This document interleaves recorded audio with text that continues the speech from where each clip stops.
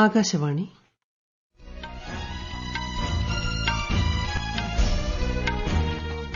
നമസ്കാരം. വാർത്തകൾ വായിക്കുന്നത് ലിൻസ സിറാജ്.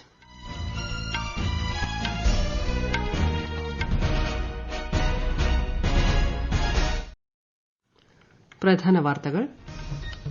ഗോത്രവിഭാഗങ്ങൾ വോട്ട് ബാങ്കല്ലെന്നും രാജ്യത്തിന്റെ അഭിമാനമാണെന്നും പ്രധാനമന്ത്രി നരേന്ദ്രമോദി.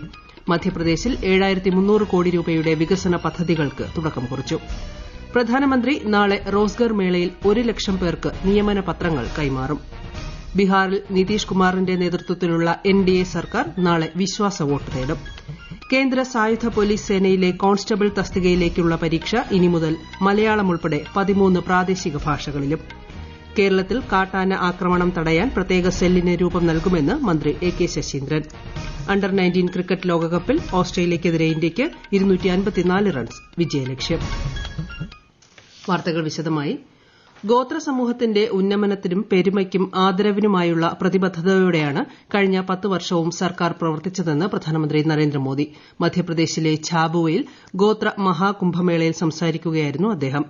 ഇരട്ട എഞ്ചിൻ സർക്കാർ ഗോത്രവിഭാഗങ്ങളുടെ ശാക്തീകരണത്തിന്റെയും വികസനത്തിന്റെയും ഉറപ്പുകൾ നിറവേറ്റി. ഗോത്ര സമൂഹം നമുക്ക് വോട്ട് ബാങ്കല്ല, അവർ രാജ്യത്തിന്റെ അഭിമാനവും ശോഭനമായ ഭാവിയുടെ ഉറപ്പുമാണെന്ന് അദ്ദേഹം പറഞ്ഞു. വനവിഭവങ്ങളുടെ താങ്ങുവിലയിൽ സർക്കാർ റെക്കോർഡ് വർധന വരുത്തി. ഗോത്രവർഗ്ഗ ഉൽപ്പന്നങ്ങൾക്ക് പുതിയ വിപണി ലഭ്യമാക്കാൻ വൻധൻ കേന്ദ്രങ്ങൾ തുറന്നിട്ടുണ്ടെന്നും ശ്രീ മോദി പറഞ്ഞു.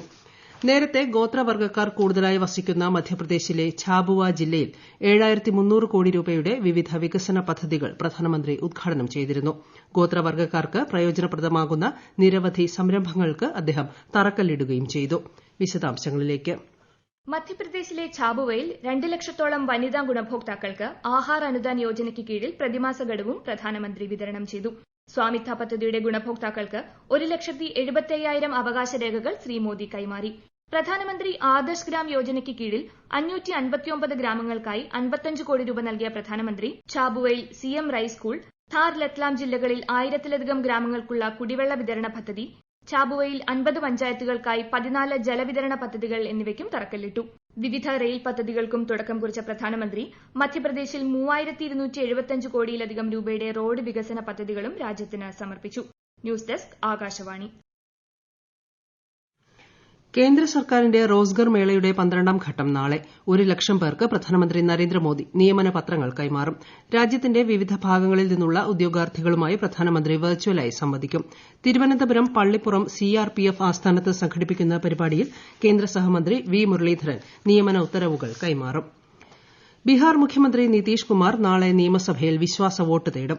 വിശ്വാസ വോട്ടെടുപ്പിന് മുന്നോടിയായി JDU അധ്യക്ഷനും മുഖ്യമന്ത്രിയുമായ നിതീഷ് കുമാർ പാർട്ടി MLA-മാരുടെ യോഗം വിളിച്ചു. കൂറുമാറ്റത്തെക്കുറിച്ചുള്ള അഭ്യൂഹങ്ങൾ നിലനിൽക്കുന്നതിനാൽ ഭരണ പ്രതിപക്ഷ സഖ്യങ്ങളിലെ വിവിധ കക്ഷികളും MLA-മാരുടെ യോഗം നടത്തി. BJPയും JDUവും ഹിന്ദുസ്ഥാനി അവാം മോർച്ചയും അടങ്ങുന്ന NDA സഖ്യത്തിന് 128 MLA-മാരുടെ പിന്തുണയും RJD കോൺഗ്രസ് മഹാസഖ്യത്തിന് 114 MLA-മാരുടെ പിന്തുണയുമുണ്ട്. 243 അംഗ ബീഹാർ നിയമസഭയിൽ ഭൂരിപക്ഷം നേടാൻ 122 വോട്ടുകൾ വേണം. ശ്രീലങ്കയിലും മൌറീഷ്യസിലും യൂണിഫൈഡ് പേയ്മെന്റ് ഇന്റർഫേസ് UPI സേവനങ്ങൾക്ക് നാളെ തുടക്കമാകും. പ്രധാനമന്ത്രി നരേന്ദ്രമോദി, ശ്രീലങ്കൻ പ്രസിഡന്റ് റനിൽ വിക്രമസിംഗെ, മൌറീഷ്യസ് പ്രധാനമന്ത്രി പ്രവിന്ദ് ജഗ്നൌത്ത് എന്നിവർ വിദൂര ദൃശ്യ സംവിധാനത്തിലൂടെ ചടങ്ങിന് സാക്ഷ്യം വഹിക്കും. ശ്രീലങ്കയിലേക്കും മൌറീഷ്യസിലേക്കും യാത്ര ചെയ്യുന്ന ഇന്ത്യൻ പൌരന്മാർക്കും ഇന്ത്യയിലേക്ക് വരുന്ന ഈ രാജ്യങ്ങളിലെ പൌരന്മാർക്കും UPI വഴി പണമിടപാടുകൾ നടത്താൻ പദ്ധതി സഹായിക്കും. കേന്ദ്ര സായുധ പോലീസ് സേനയിലെ കോൺസ്റ്റബിൾ നിയമനത്തിനുള്ള പരീക്ഷകൾ ഇനി മലയാളം ഉൾപ്പെടെ 13 പ്രാദേശിക ഭാഷകളിലും. ഹിന്ദിയിലും ഇംഗ്ലീഷിലും മാത്രമായിരുന്നു നേരത്തെ പരീക്ഷ. സേനയിൽ പ്രാദേശിക യുവാക്കളുടെ പങ്കാളിത്തം വർദ്ധിപ്പിക്കുന്നതിനും പ്രാദേശിക ഭാഷകൾ പ്രോത്സാഹിപ്പിക്കുന്നതിനുമായാണ് ആഭ്യന്തര മന്ത്രാലയത്തിന്റെ തീരുമാനം. ഈ മാസം 20 മുതൽ മാർച്ച് 7 വരെ രാജ്യത്തെ 128 നഗരങ്ങളിലായി പരീക്ഷ നടക്കും. 48 ലക്ഷം ഉദ്യോഗാർത്ഥികളാണ് സ്റ്റാഫ് സെലക്ഷൻ കമ്മീഷൻ നടത്തുന്ന പരീക്ഷയ്ക്കായി അപേക്ഷിച്ചത്. ഗുജറാത്തിലെ മോർബിയിലെ ടങ്കാരയിൽ സ്വാമി ദയാനന്ദ സരസ്വതിയുടെ 200ാം ജന്മവാർഷിക പരിപാടിയെ പ്രധാനമന്ത്രി വെർച്വലായി അഭിസംബോധന ചെയ്തു. ഇന്ത്യയെക്കുറിച്ച് സ്വാമിജിക്കുണ്ടായിരുന്ന വിശ്വാസത്തെ അമൃതകാലത്തെ നമ്മുടെ ആത്മവിശ്വാസമാക്കി മാറ്റണമെന്ന് അദ്ദേഹം അഭിപ്രായപ്പെട്ടു. സ്വാമിജിയുടെ സംഭാവനകളെ ആദരിക്കുന്നതിനും അദ്ദേഹത്തിന്റെ ശിക്ഷണങ്ങൾ ജനങ്ങളിലെത്തിക്കുന്നതിനുമായി ആര്യസമാജം പരിപാടി സംഘടിപ്പിച്ചതിൽ പ്രധാനമന്ത്രി സന്തോഷം പ്രകടിപ്പിച്ചു. കർഷക പ്രക്ഷോഭത്തിന് മുന്നോടിയായി ഉത്തർപ്രദേശിന് സമീപത്തുള്ള അതിർത്തി മേഖലകളിൽ ഡൽഹി പോലീസ് ഇന്നു മുതൽ മാർച്ച് 11 വരെ നിരോധനാജ്ഞ പ്രഖ്യാപിച്ചു. ക്രമസമാധാന പാലനത്തിനും അനിഷ്ട സംഭവങ്ങൾ ഒഴിവാക്കുന്നതിനുമാണ് നടപടി. പ്രതിഷേധക്കാരുമായി ഉത്തർപ്രദേശിൽ നിന്ന് വരുന്ന വാഹനങ്ങൾക്കും നിരോധനം ഏർപ്പെടുത്തിയിട്ടുണ്ട്. ഈ വാർത്തകൾ ആകാശവാണിയിൽ നിന്ന്. ആകാശവാണി വാർത്തകളും വാർത്താധിഷ്ഠിത പരിപാടികളും all India radio news Thiruvananthapuram എന്ന യൂട്യൂബ് ചാനലിൽ ലഭ്യമാണ്. കൂടുതൽ വാർത്തകൾക്കായി @all India radio news Thiruvananthapuram എന്ന ഫേസ്ബുക്ക് പേജും @AER_News_TVM എന്ന എക്സ് ഹാൻഡിലും സന്ദർശിക്കാം. വയനാട്ടിൽ കാട്ടാന ആക്രമണം തടയാൻ സ്പെഷ്യൽ സെൽ രൂപീകരിക്കുമെന്ന് വനം മന്ത്രി എ കെ ശശീന്ദ്രൻ. വയനാട് കാട്ടാന ആക്രമണത്തിന്റെ പശ്ചാത്തലത്തിൽ തൃശൂരിൽ ചേർന്ന വനം വകുപ്പ് ഉന്നതതല യോഗത്തിലാണ് തീരുമാനം. 3 വനം ഡിവിഷനുകൾ ഉൾപ്പെടുത്തി വയനാട്ടിൽ സ്പെഷ്യൽ സെൽ രൂപീകരിക്കും. സംസ്ഥാനാന്തര ഏകോപന സമിതിക്കും രൂപം നൽകും. രാജ്യം സാമ്പത്തിക ശക്തിയാകുന്നത് എല്ലാവരുടെയും ജീവിത സാഹചര്യം മെച്ചപ്പെടുത്തുമെന്ന് കേന്ദ്ര സഹമന്ത്രി വി മുരളീധരൻ.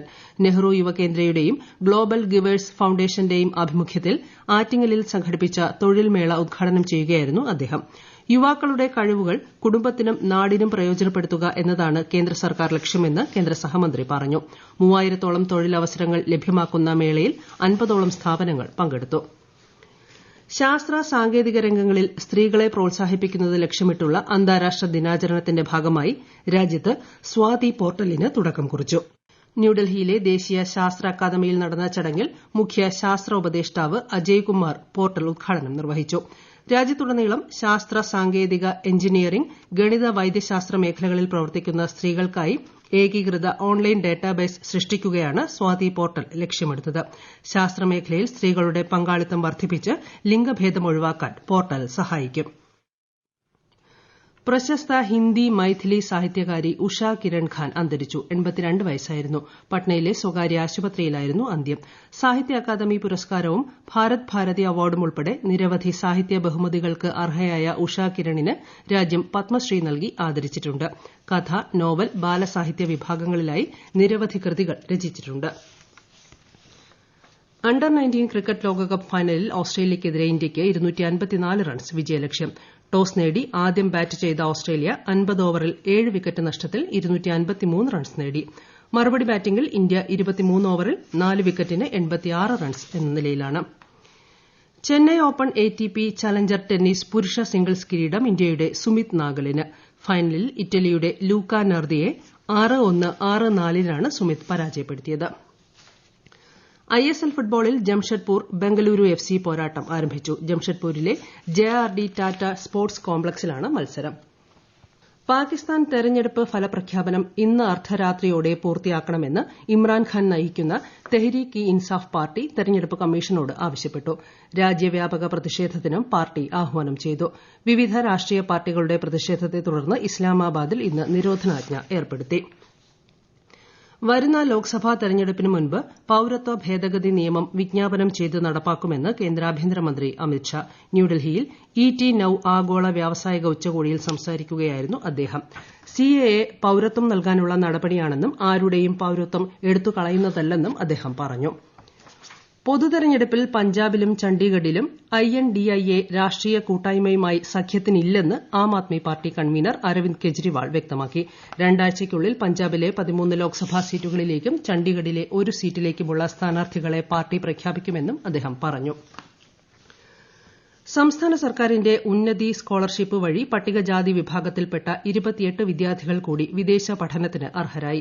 ഇവർക്കുള്ള വിസ പകർപ്പുകൾ നാളെ നിയമസഭാ മന്ദിരത്തിൽ നടക്കുന്ന ചടങ്ങിൽ മുഖ്യമന്ത്രി പിണറായി വിജയൻ കൈമാറും. പ്രധാന വാർത്തകൾ വീണ്ടും. ഗോത്രവിഭാഗങ്ങൾ വോട്ട് ബാങ്കല്ലെന്നും രാജ്യത്തിന്റെ അഭിമാനമാണെന്നും പ്രധാനമന്ത്രി നരേന്ദ്രമോദി. മധ്യപ്രദേശിൽ 7300 കോടി രൂപയുടെ വികസന പദ്ധതികൾക്ക് തുടക്കം കുറിച്ചു. പ്രധാനമന്ത്രി നാളെ റോസ്ഗർ മേളയിൽ 1 ലക്ഷം പേർക്ക് നിയമന പത്രങ്ങൾ കൈമാറും. ബീഹാറിൽ നിതീഷ് കുമാറിന്റെ നേതൃത്വത്തിലുള്ള NDA സർക്കാർ നാളെ വിശ്വാസ വോട്ട് തേടും. കേന്ദ്ര സായുധ പോലീസ് സേനയിലെ കോൺസ്റ്റബിൾ തസ്തികയിലേക്കുള്ള പരീക്ഷ ഇനി മുതൽ മലയാളം ഉൾപ്പെടെ 13 പ്രാദേശിക ഭാഷകളിലും. കേരളത്തിൽ കാട്ടാന ആക്രമണം തടയാൻ പ്രത്യേക സെല്ലിന് രൂപം നൽകുമെന്ന് മന്ത്രി A K Saseendran. Under-19 cricket ലോകകപ്പിൽ ഓസ്ട്രേലിയയ്ക്കെതിരെ ഇന്ത്യയ്ക്ക് 254 റൺസ് വിജയലക്ഷ്യം. വാർത്തകൾ കഴിഞ്ഞു. അടുത്ത വാർത്താ പ്രക്ഷേപണം രാത്രി 8:35-ന്.